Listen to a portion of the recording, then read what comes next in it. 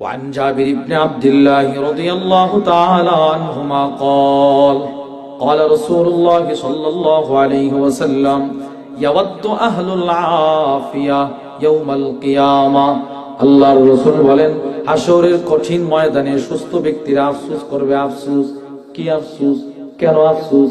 আল্লাহর রাসূল বলেন হিনা ইউতা আহলুল বালা'i আস-সাওয়াব, হাশরের ময়দানে অসুস্থ ব্যক্তিদেরকে যখন আল্লাহ পুরস্কার দিবেন, পুরস্কার, তখন আমরা যারা সুস্থ আমরা আফসোস করব। এবার আফসোস করে কি বলবেন?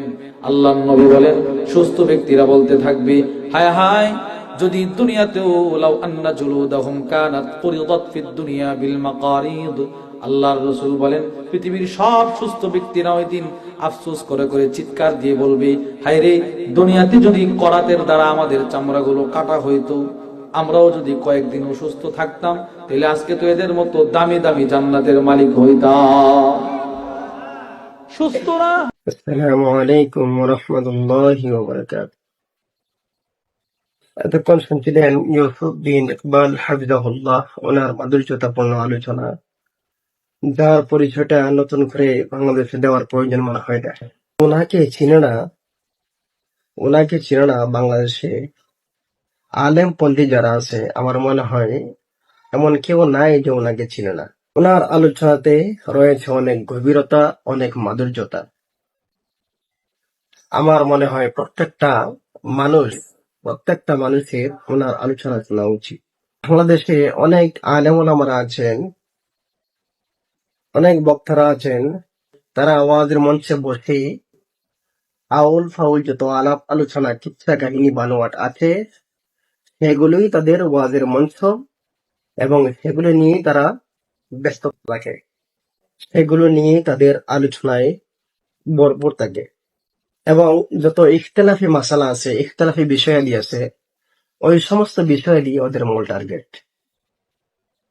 আমি আপনাদেরকে বলবো, আমার মনে হয় এই সমস্ত বক্তাদের আলোচনা না শুনে আমার মনে হয় ইউসুফ বিন ইকবাল হাফিজাহুল্লাহ ওনাদের মতো যত আলেম আছে তাদের আলোচনা প্রত্যেকটা মুসলমানের শোনা উচিত। তাহলে চলুন শুরু করা যাক। নম্বর হাদিস وعن جابر بن عبد الله رضي الله تعالى عنهما قال رسول الله صلى الله عليه وسلم يود أهل العافية يوم القيامة, রাসূল বলেন হাশরের কঠিন ময়দানে সুস্থ ব্যক্তিরা আফসোস করবে। আফসোস কি আফসোস, কেন আফসোস? আল্লাহর রাসূল বলেন হিনা ইউতা আহলুল বালা'i আস-সাওয়াব, হাশরের ময়দানে অসুস্থ ব্যক্তিদেরকে যখন আল্লাহ পুরস্কার দিবেন, পুরস্কার, তখন আমরা যারা সুস্থ আমরা আফসোস করব। এবার আফসোস করে কি বলবেন? আল্লাহর নবী বলেন সুস্থ ব্যক্তিরা বলতে থাকবে হায় হায় যদি দুনিয়াতেও লাউ আন্না জুলুদাহুম কানাত কুরিদাত ফিদ দুনিয়া বিল মাকারিদ, আল্লাহর রাসূল বলেন পৃথিবীর সব সুস্থ ব্যক্তিরা ওই দিন আফসোস করে করে চিৎকার দিয়ে বলবে হায় রে, দুনিয়াতে যদি করাতের দ্বারা আমাদের চামড়াগুলো কাটা হইতো, আমরাও যদি কয়েকদিন অসুস্থ থাকতাম, তাহলে আজকে তো এদের মতো দামি দামি জান্নাতের মালিক হইতাম। সুস্থরা হাশরের ময়দানে অসুস্থ হওয়ার জন্য আফসোস করবে। আর কিরকম যে যদি আমাদেরকে দুনিয়াতে করার দ্বারা কাটা হইতো, কি করার দ্বারা কাটলে খুব আরাম লাগবে বলে আফসোস করে বলতে থাকবে। তাহলে কি বুঝলেন? অসুস্থতা নিয়ামত। বলেন অসুস্থতা কি? বলেন আসলে অসুস্থতা কি? নিয়ামত।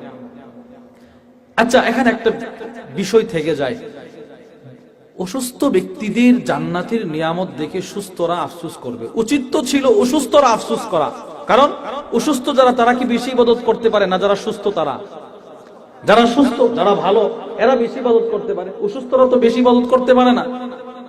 উচিত তো ছিল এরা আফসোস করা যে এরা এত ইবাদত করছে, কিন্তু এরা যখন বুখারী শরীফের 2996 নম্বর হাদিস চোখের সামনে আসছে, তো এই প্রশ্নের উত্তর পাওয়া গেছে।